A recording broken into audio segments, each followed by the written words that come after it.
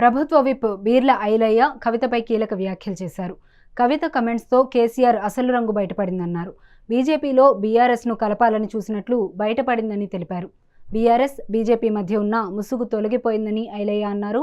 లోక్సభ ఎన్నికల్లో బీజేపీకి 8 సీట్లు రావడానికి కారణం బీఆర్ఎస్ పార్టీనే అని ఐలయ్య తెలియజేశారు.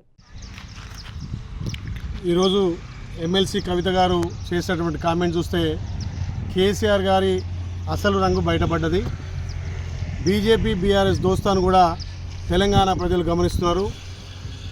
గతంలోనే బీజేపీలో బీఆర్ఎస్ను విలీనం చేయాలని చెప్పి చేసినటువంటి కుట్రల విషయంలో కూడా కవిత గారు స్పందించడం, అదేవిధంగా బీజేపీ బీఆర్ఎస్ దోస్తాను కూడా ఏ రకంగా పార్లమెంట్ ఎలక్షన్లో కానీ ఎమ్మెల్సీ ఎలక్షన్లో కానీ వాళ్ళ పొత్తులు ఇవాళ కవిత గారి మాటల్లో తెలిసిపోయింది. మరి బీఆర్ఎస్ బీజేపీ విలీనం వెనుక దాగున్న నిజాలేంది, కవిత గారు ఒక్కొక్కటి బయట పెడుతుంటే కేసీఆర్ అసలు రంగు బయటపడ్డది. ముఖ్యంగా కేటీఆర్ కుటుంబంలో ఉన్నటువంటి తగాదాలను వాళ్ళ గొడవలను సర్దిద్దుకెళ్ళినటువంటి కేటీఆర్ ఇలా మా గౌరవ ముఖ్యమంత్రి గురించి మాట్లాడుతున్నాడు.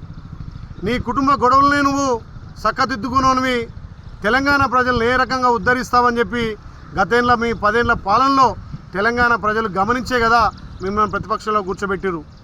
ఇలా కవిత గారు మీ సోదరి ఓ ఇంట్లో సోదరుమని ఎదుగుతుంటేనే చూసి ఓర్వలేని కేటీఆర్ తెలంగాణ ఆడపడుచుల పట్ల ఏ రకంగా ఆయనకు ఉందో, ఏ రకంగా గౌరవిస్తాడో మరి కేటీఆర్ ఒకసారి ఆలోచన చేసుకోవాల్సిన అవసరం ఉంది. ఇలా కవిత గారు నిజంగా కూడా కేటీఆర్ గారి అసలు రంగు అసలు కుట్రలను కూడా బయట పెట్టింది. ఆమె మాట్లాడిన మాటలు చూస్తుంటే నిజంగా కూడా బీఆర్ఎస్ను బీజేపీలో విలీనం చేసే దశగా ముందుకు పోతుందని చెప్పి ఇలా తెలంగాణ ప్రజలు గమనిస్తున్నారు. మొన్న జరిగినటువంటి పార్లమెంట్ ఎలక్షన్లు కానీ ఎమ్మెల్సీ ఎలక్షన్లు కానీ మీరు లోపాయకార ఒప్పందం చేసుకొని చీకటి ఒప్పందాలతోటి ఇవాళ తెలంగాణలో 8 పార్లమెంట్ సీట్లు బీజేపీ గెలవడానికి బీఆర్ఎస్ పరోక్షంగా సహాయం చేసిందని కవిత బయట పెట్టినందుకు సంతోషిస్తున్నాం. కానీ కేటీఆర్ నీకు నోటీసులు ఇస్తేనేమో గగ్గోలు పెడుతున్నావు, మరి ఆ రోజు కేసీఆర్కి ఇస్తే ఓన్లీ ట్విట్టర్లోనే సమాధానం చెప్పినామని చెప్పి మీ చెల్లెని మాట్లాడుతుంటే మరి నీ ముఖం తలకాయ ఎడబెట్టుకుంటున్నామని చెప్పి తెలంగాణ ప్రజలు ఇలా గమనిస్తున్నారు. ముఖ్యంగా కేటీఆర్ అహంకార ధోరణితోటి ఏదైతే నీ పార్టీని నువ్వు చక్కబెట్టుకోనోనివి, ఆడపడుచును గౌరవించనోనివి, రేపు తెలంగాణలో ఏ ముఖం పెట్టుకొని మహిళల ఓట్లు అడుగుతామని చెప్పి మేము ప్రశ్నిస్తూ ఉన్నాం.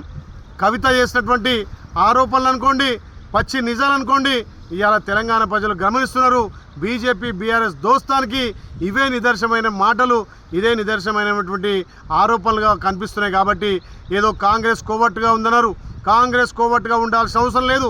కాంగ్రెస్ పార్టీ ప్రజల పక్షాన ప్రజల గొంతుకగా ప్రజాపాలన చేస్తుంటే మా గౌరవ ముఖ్యమంత్రి చేస్తున్నటువంటి అభివృద్ధి కార్యక్రమాలు చూసి ఓర్వలేక రోజో రకంగా ట్విట్టర్లో పెట్టడం, ఇవాళ నీ పార్టీలో ఉన్నటువంటి అనైక్యతను నువ్వు గుర్తెరగక పార్టీ నుంచి మీ చెల్లెలు సాగనంపడానికి నువ్వు చేస్తున్న కుట్రను మీ చెల్లె పసిగట్టింది. కాబట్టి ఇవాళ మీ పార్టీలో జరుగుతున్నటువంటి అంతర్గత కలహాలు కానీ మోసాలు కానీ బీజేపీ బీఆర్ఎస్ దోస్తాను కూడా కవిత బయట పెట్టినందుకు ఇవాళ తెలంగాణ ప్రజలు అన్నీ గమనిస్తున్నారు.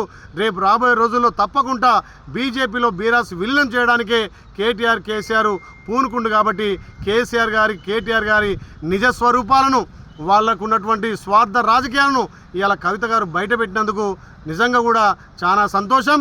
ఏదైతే గతంలో జరిగినటువంటి లోటుపాట్లను గుర్తించి కవిత గారు లేఖ రాస్తే మరి ఆ లేఖను ఎవరు బయట పెట్టిర్రు? మీ పార్టీలోనే కోవట్లు కదా, మీ పార్టీలోనే ఇవాళ అంతర్గత కుమ్లాట వల్ల కవిత గారు రాసినటువంటి లేఖ బహిర్గతమైంది.